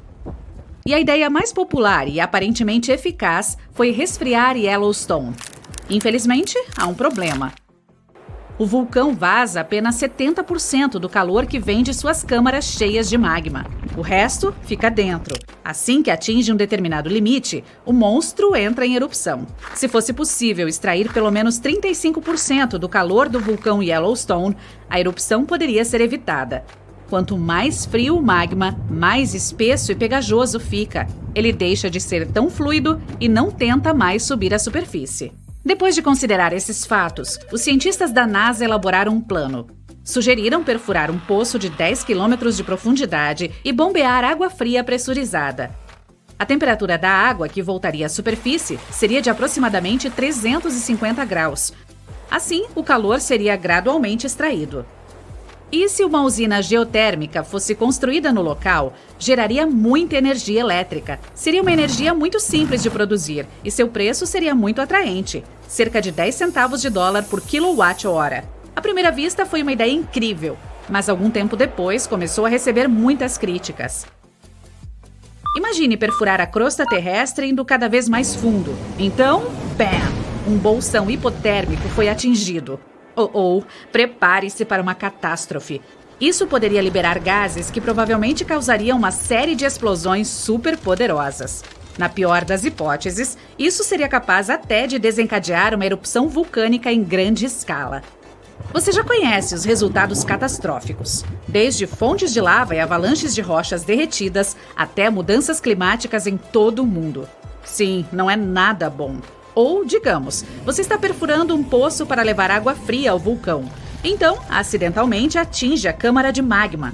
Nesse caso, em vez de resfriar o gigante, tornará o topo da câmara de magma muito mais frágil do que costumava ser. E toda a construção corre o risco de desabar a qualquer momento. E não esqueça que uma perfuração também pode liberar gases tóxicos. Eles geralmente se acumulam no topo do reservatório de magma. Mas pode ficar bem pior. Todo o processo se estenderia por mais de 16 mil anos. Esse método é muito arriscado para resfriar o vulcão tão rápido quanto as pessoas provavelmente gostariam. E os cientistas não têm 100% de certeza de que quando a construção do sistema de resfriamento estivesse concluída, o vulcão permaneceria frio por pelo menos mais 100 anos. E por último, mas não menos importante, o projeto de resfriar um pouco o supervulcão de Yellowstone custaria assustadores 3,5 bilhões de dólares. Um preço enorme para algo que pode não funcionar. A propósito, Yellowstone não é o único vulcão que tem uma cúpula de lava que está subindo no momento. Ela é criada quando o magma chega à superfície e depois se acumula ao redor da abertura. Cientistas encontraram uma dessas dentro de um vulcão submarino no Japão. É uma cúpula com mais de 600 metros de altura e mais de 10 quilômetros de largura. Embora o supervulcão japonês pareça estar dormindo, os especialistas não baixam a guarda. Um sistema vulcânico pode oscilar de calmo e dócil à beira de uma erupção em um piscar de olhos. Outra enorme cúpula está crescendo nos Andes centrais, no topo da maior loja de magma ativa do planeta. O Planalto Altiplano Puna, onde a cúpula foi encontrada, é o segundo planalto mais alto do mundo. E a cúpula tem mais de 1 quilômetro de altura. Você pode estar se perguntando como os especialistas não sabiam nada sobre essa enorme elevação até recentemente. A resposta é simples. Estava escondida dentro do platô. Trata-se de uma região árida, repleta de vulcões, e se estende por milhares de quilômetros. Sim, outro caso de esconderijo à vista de todos. Os misteriosos Jardins do Diabo na Floresta Amazônica te lembram alguma coisa? Não se preocupe, não se trata de um fenômeno assustador. É o trabalho de alguns insetos minúsculos mas poderosos chamados de formigas-limão. Essas formigas injetam um herbicida natural, o ácido fórmico, em qualquer outra planta que não seja da mesma espécie da árvore que elas chamam de lar. Ao fazer isso, criam um espaço para que suas mudas de casa na árvore cresçam, permitindo que a colônia de formigas se expanda à medida que ocupa novos locais de nidificação nas mudas. Se você quer saber, é uma jardinagem eficiente. Mas não se deixe enganar, esses jardins do diabo não são apenas um monte de árvores velhas e sem graça. Na verdade, são anomalias botânicas que crescem muito lentamente a cada ano, e algumas delas têm mais de 800 anos de idade. Quem diria que as formigas poderiam criar estruturas tão impressionantes e duradouras? É claro que a floresta tropical ainda é um dos ecossistemas mais diversificados da Terra, com uma notável diversidade de vida vegetal. Mas é fascinante ver o controle que as formigas podem ter sobre seu ambiente, criando estruturas de uma única espécie em um ecossistema tão complexo. Mas de onde vem o nome Jardins do Diabo? Sabemos que as formigas são as culpadas, mas será que há algo mais escondido na floresta amazônica? Imagine o seguinte, você está passeando, apreciando a exuberante flora, quando de repente se depara com uma clareira. Mas espere, há algo estranho nesse pedaço de terra. Não há vegetação, apenas um punhado de árvores isoladas na terra. O que está acontecendo aqui? É fácil entender por que as pessoas criaram esse nome depois de ver a estranha extensão de vegetação. E, como os humanos costumam fazer, criaram uma lenda impressionante para apoiar a história. Dizem que o habitante desse oásis misterioso era um espírito maligno que mudava de forma, como eu. Brincadeirinha, esse pequeno homem pode ter parecido uma pessoa deformada andando com um casco e um pé humano, mas não se deixe enganar, ele supostamente tinha uma série de truques na manga, inclusive a capacidade de se transformar em alguém que você conhece e levá-lo ao caminho da perdição. Ei, é apenas um mito, mas você tem que admitir que é bastante convincente, certo? À parte as inteligentes formigas paisagistas, há muitos mistérios não resolvidos escondidos na floresta amazônica, como seus geoglifos incomuns, por exemplo. Os seres humanos têm sido criativos com a superfície da Terra há muito tempo. Os geoglifos são apenas uma das muitas maneiras pelas quais deixamos nossa marca neste planeta. Basicamente, pegamos um pouco de areia ou pedras, movemos um pouco e pronto, temos um desenho divertido que se destaca contra o pano de fundo do solo. Um novo estudo descobriu que a área abrigava até 1 milhão de pessoas antes da chegada de Colombo ao Novo Mundo, em 1492. Eram muitas pessoas, e elas deixaram para trás algumas coisas muito legais. A floresta amazônica já é incrível, com 1 em cada 10 espécies conhecidas no mundo vivendo lá, e 1 em cada 5 dos pássaros da Terra. Mas você sabia que nas últimas décadas os arqueólogos descobriram evidências de várias sociedades grandes e complexas que podem ter habitado a Amazônia? Acontece que a floresta amazônica não era apenas uma região selvagem intocada, mas também um centro de atividade humana. Esses geoglifos sul-americanos são particularmente interessantes. São estruturas enormes que combinam formas quadradas, circulares e hexagonais. Os arqueólogos encontraram pouquíssimos vestígios de habitação dentro dos recintos, o que sugere que não eram assentamentos. A explicação mais provável é que eles eram usados para reuniões cerimoniais. No entanto, a função exata dessas estruturas ainda é um mistério. Para descobrir a extensão dos assentamentos humanos na Amazônia, os cientistas se concentraram na bacia do curso superior do rio Tapajós, um dos principais afluentes do Amazonas.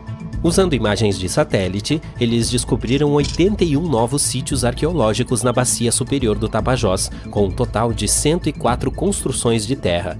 Isso significa que não há nenhuma lacuna na rede de terraplanagens que se estende pela borda sul da Amazônia. Quando os pesquisadores realizaram levantamentos de solo em 24 desses locais, encontraram evidências de que os locais visitados já foram habitados. Esses sítios datavam de 1250 a 1500 d.C. e variavam de cerca de 30 a 396 metros de largura. Os maiores eram assentamentos fortificados hexagonais, sugerindo um certo grau de planejamento e uniformidade em sua construção. Com base no tamanho e na distribuição das obras de terraplanagem, os pesquisadores sugeriram que assentamentos semelhantes podem ter se estendido por cerca de 399 mil quilômetros quadrados na borda sul da Amazônia, sustentando uma população de 500 mil a 1 milhão de pessoas no final dos tempos pré-colombianos. É claro que o novo estudo não significa que a floresta amazônica tenha sido uma megalópole fervilhante. Como a maior parte do território ainda permanece inexplorado, não temos ideia de como as populações pré-colombianas se distribuíam pela Amazônia. Mas é empolgante aprender sobre essas sociedades antigas e as coisas geniais que elas deixaram para trás. Os cientistas planejam fazer mais escavações na bacia do Alto Tapajós para aprender mais sobre o desenvolvimento dessas culturas. Quem sabe o que eles encontrarão? Talvez uma cidade perdida cheia de tesouros e aventuras. Também escondida no vasto habitat da Amazônia fica esta próxima criatura peculiar. Já ouviu falar dos botos cor-de-rosa da Amazônia? Infelizmente, ainda há muito que não sabemos sobre eles. Mas antes de mais nada, vamos falar sobre sua aparência. Imagine só um boto pequeno, de cor clara, com nariz e lábios cor-de-rosa. Eles são como a Barbie dos golfinhos. Fora isso, eles se parecem com golfinhos comuns, com corpos rechonchudos, testas bulbosas, focinhos finos, bochechas rechonchudas e olhos pequenos. Eles podem ser encontrados em países como Bolívia, Brasil, Colômbia e Peru. Eles também são a única espécie de boto encontrada no rio Amazonas. Infelizmente, esses carinhas são oficialmente espécie criticamente ameaçada de extinção, portanto, não há muitos deles disponíveis para serem estudados pelos cientistas. Nenhum outro nome é mais famoso quando se trata de explorar a floresta amazônica do que o de Percy Fawcett. Ele dedicou sua vida a explorar a área em busca de uma cidade perdida. E não uma cidade qualquer, mas uma cidade antiga e misteriosa que ele chamou de Z. Parece algo saído diretamente de um filme do Indiana Jones, certo? Percy nasceu na Inglaterra em 1867 e tinha uma carreira e tanto antes de começar a explorar. Mas ele não deixou que sua profissão o impedisse de seguir seus sonhos de explorar a América do Sul. Na verdade, ele fez 7 expedições à Amazônia entre 1906 e 1924, chegando cada vez mais perto de descobrir os segredos de Z. Agora vou te contar um pouco sobre o tamanho da floresta amazônica. Quão grande ela é, eu me pergunto. É tão grande que você poderia colocar todo o Reino Unido e a Irlanda dentro dela 17 vezes. É uma mata fechada com muitas adversidades para superar, mas Percy estava pronto para o desafio. Apesar de seus esforços, Percy nunca encontrou a cidade perdida de Z e, infelizmente, desapareceu durante sua última expedição em 1925. Mas seu legado perdurou ao longo dos anos, inspirando muitas pessoas a se tornarem arqueólogos e exploradores. De fato, um livro chamado The Lost City of Z, A Cidade Perdida de Z, foi escrito sobre as aventuras de Percy e foi até transformado em filme. Nem tudo são mistérios ocultos e natureza selvagem lá. Há cerca de 1 milhão de indígenas vivendo na floresta amazônica. É isso mesmo, eles caçam, pescam, cultivam e até têm acesso à medicina e à educação ocidentais. Mas o problema é que nem todos esses povos estão dispostos a socializar com pessoas de fora, e você pode culpá-los. Durante anos, madeireiros, mineradores e fazendeiros têm, digamos, se comportado mal com essas comunidades. Não é de se admirar que algumas tribos tenham optado por ficar isoladas e se proteger dos perigos do mundo exterior. De fato, em 2018, as autoridades brasileiras conseguiram tirar uma foto de um homem apelidado de Homem Indígena no Buraco. Ele é o último membro remanescente de sua tribo, mas não se sinta tão mal por ele, pois ele está se saindo muito bem sozinho e deixou bem claro que não está interessado em visitantes. No entanto, as autoridades ainda lhe deixam algumas sementes e ferramentas, portanto, nem tudo são más notícias. Aconteceu na Islândia, em uma sexta-feira, dia 19 de março de 2021, às 20h45. A cerca de 30 quilômetros a sudoeste da capital, de repente a rocha derretida começou a jorrar, vindo por baixo da superfície. Fontes de lava brilhantes iluminaram o céu à noite. Um vulcão nesse vale finalmente acordou depois de quase 800 anos de sono profundo. Dividimos os vulcões em 3 categorias: ativos, dormentes ou extintos. Cerca de 1.900 deles em todo o mundo são considerados ativos. Isso significa que entraram em atividade em um passado recente e provavelmente farão isso novamente em um possível futuro próximo. Os dormentes não entram em erupção há muito tempo, mas isso ainda poderá acontecer no futuro. Você poderia dizer que eles estão dormindo? Quanto aos extintos, esses caras não fazem nada há mais de 1 milhão de anos. A erupção na Islândia não foi super explosiva, e tudo isso aconteceu a 10 quilômetros da cidade mais próxima, então todos estavam perfeitamente seguros. Muitos até foram ver de perto, enquanto outros visitantes, mais corajosos, tentaram fritar ovos e bacon na lava. Apenas tome cuidado para não queimar seu café da manhã. A lava pode chegar a mais de 1.250 graus. Ela queima tudo pelo caminho. No entanto, também produz algumas das terras mais férteis para a agricultura. Essa erupção deu uma quantidade relativamente pequena de lava no início, mas ela se espalhou pelo vale em diferentes direções, formando uma espécie de escudo que cresce constantemente. Você nunca pode realmente prever o quão rápido um fluxo de lava será até que o veja. Tudo depende da espessura dela e de quão íngreme é a encosta da montanha. A lava pode escorrer lentamente a cerca de 100 metros por segundo, uma fração da velocidade média de caminhada de uma pessoa, ou fluir a até 48 km por hora, o que nem mesmo a pessoa mais rápida do planeta consegue ultrapassar. Mas a lava nem é a coisa mais perigosa sobre os vulcões, e sim os gases tóxicos expelidos. Eles se espalham mais rápido e vão mais longe do que o fluxo da lava. No caso da Islândia, felizmente o vento soprou esses gases para longe das áreas residenciais. Os cientistas não ficaram surpresos com a erupção. Eles também sabiam que ela estava chegando.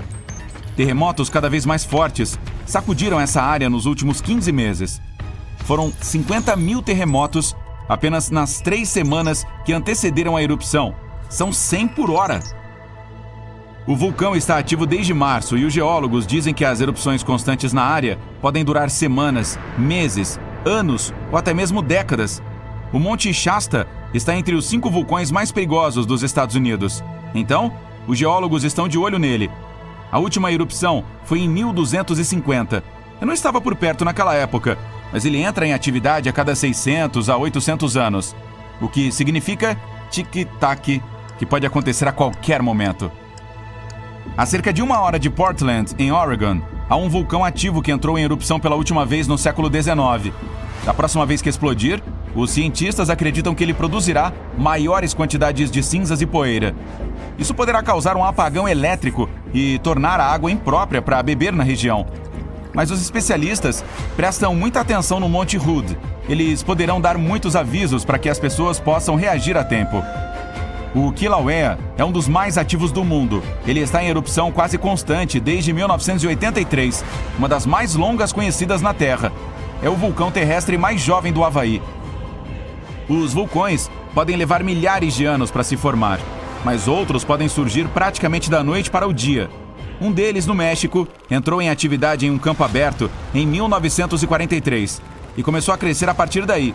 Em um ano, tinha quase 457 metros de altura. Quando as erupções finalmente pararam, 9 anos depois, o monte havia atingido mais de 2.804 metros. O Monte Fuji é um símbolo icônico do Japão. A última vez que entrou em erupção foi em 1707 e jorrou uma chuva de pedras incandescentes a até 95 quilômetros de distância. Se algo semelhante acontecesse hoje, Tóquio estaria nas proximidades. O Monte Fuji fica bem no Círculo de Fogo, aquela região em forma de ferradura no Oceano Pacífico, cheia de vulcões ativos e terremotos. De uma ponta a outra, a área tem quase 40 mil quilômetros de comprimento, que poderia cobrir todo o equador da Terra. Em janeiro de 2020, o Taal, nas Filipinas, começou a cuspir lava, jorrando enormes nuvens de cinzas a 800 metros de altura. A erupção até desencadeou um fenômeno raro, uma tempestade suja. É quando a nuvem de fumaça acima do vulcão produz seus próprios raios. A chance de tsunamis vulcânicos também era alta, pois eles são geralmente causados por movimentos tectônicos que ocorrem devido à atividade vulcânica. O Taal entrou em erupção mais de 30 vezes nos últimos 450 anos. Este vulcão no Equador entrou em atividade pela última vez em 2016. Os cientistas acreditam que ele possa estar mostrando alguns dos primeiros sinais de alerta de magma se movimentando. Trata-se de um estratovulcão ativo, um tipo específico em formato de cone, com lados íngremes que se forma a partir de lava pegajosa que não flui tão facilmente. Essa lava circula pelo respiradouro, resfriando e se acumulando para formar essas paredes íngremes. Esse tipo tem maior probabilidade de produzir erupções explosivas, como as que vemos nos filmes. Ruapehu é o parque nacional mais antigo da Nova Zelândia. Trata-se de um paraíso vulcânico, onde é possível ver de perto crateras fumegantes, lagos magníficos e formações rochosas incomuns. A última erupção foi em 2007, e ocorreram 10 delas desde meados do século XIX. Mas erupções, fluxos de lava e gases tóxicos não são os únicos perigos que vêm dos vulcões. Também existe uma coisa chamada Yahar, uma espécie de fluxo de lama vulcânica de detritos. Entre as erupções, a neve derrete e um lago se forma na caldeira. Se a última atividade levou lama, cinzas e pedras para dentro do lago, ele fica perigosamente cheio. Nesse caso, apenas uma barragem temporária o segura. A Indonésia tem o maior número de vulcões ativos do mundo, incluindo um chamado Anak Krakatoa, significa filho de Krakatoa, e seu famoso pai não está longe. Um enorme tsunami em 2018 acordou parcialmente o Júnior. Uma ideia assustadora, já que o Sênior teve uma das erupções mais fortes já vistas no planeta em 1883. O estouro do Krakatoa foi o som mais alto já ouvido. Pessoas a mais de 3.280 quilômetros de distância puderam escutar a explosão. A onda sonora circulou o globo 7 vezes. E os cientistas dizem que é difícil prever os padrões de atividade dessa fera. O Monte Yasur, em Vanuatu, é um dos poucos vulcões no mundo onde se pode ver um lago de lava. Os turistas vão até lá para espiar pela borda e dar uma olhada no lago borbulhante e ardente lá embaixo.